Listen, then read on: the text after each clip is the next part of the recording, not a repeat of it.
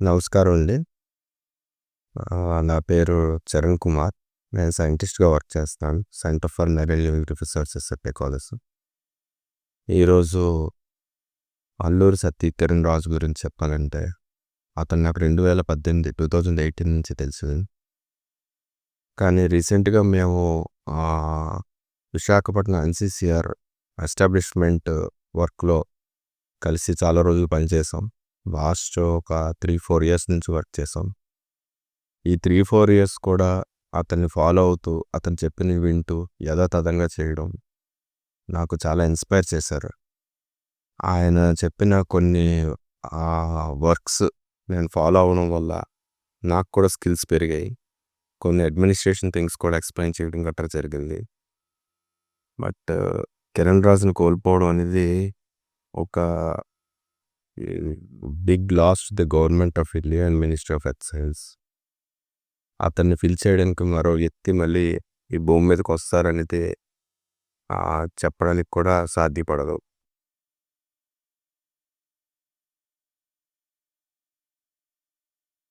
అతను చేసే గొప్ప పనుల్లో కల్పసార్ ఒకటి, ఆంధ్ర షోర్ లైన్ మ్యాపింగ్ ఒకటి, అలాగే Tamil Nadu shore line mapping, Kerala shore line mapping and establishment of NCCR at Visakhapatnam. ఇవన్నీ ఈచ్ అండ్ ఎవ్రీథింగ్ మాన్యుమెంట్స్ అండి. ఇవన్నీ భూమి మీద ఉన్నంతకాలం సత్యకిరణ్ రాజు గారికి మేము రాజుగారు అంటాం.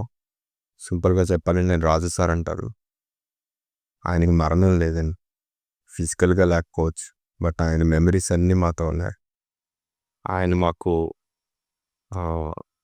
ఇచ్చిన ప్రతి ట్రైనింగ్ కూడా మేము ఫాలో అవుతూ, మా గురువుగా భావిస్తూ, ముందు ముందు ఇంకా మంచి విజయాలు సాధిస్తూ ఆయనకి డెడికేట్ చేస్తాం.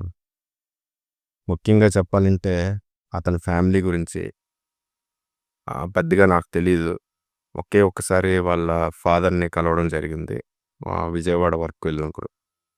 కానీ అన్నిటికన్నా ముఖ్యంగా చెప్పాలంటే అతను వాళ్ళ మేనత్తకు ఒక పెట్టండి. వేద మేడం గారంటే చాలా ఇష్టం ఆయనకి. ఏ విషయం ఉన్నా ఆవిడతో డిస్కస్ చేసి, వాళ్ళిద్దరు ఒక ఫ్రెండ్స్ లాగా ఏం చేస్తే బాగుంటుంది, ఏం చేస్తే బాగోదు, సొసైటీకి ఏది ఉపయోగపడుతుంది, మనల్ని నమ్ముకున్న వాళ్ళకి ఎలా మంచి చేయాలి, ఇలాంటివన్నీ కూడా ఇద్దరు డిస్కస్ చేసుకోవడం అనేది నాకు చాలాసార్లు చెప్పేవాడు ఆయన. సో రాజుగారి గురించి చెప్పాలంటే ఎన్నో ఉన్నాయి. కానీ అన్నింటికన్నా ముఖ్యమైనది, ఎంత కష్టం వచ్చినా, ఆయనకి ఏదో జరగబోయేది తెలిసినా అతని ఫేస్లో ఆ చిరునవ్వు ఎప్పటికీ మిగిలే ఉంటుంది. ఆ చిరునవ్వుతోనే పనులు చేశారు. చివరి క్షణం దాకా గవర్నమెంట్ కోసం వర్క్ చేశారు. అతనికి ఏ రకంగా మనం గౌరవించాలనేది కూడా, గౌరవించడానికి కూడా మాకు అర్హత లేదని నాకు అనిపించింది. నమస్కారం.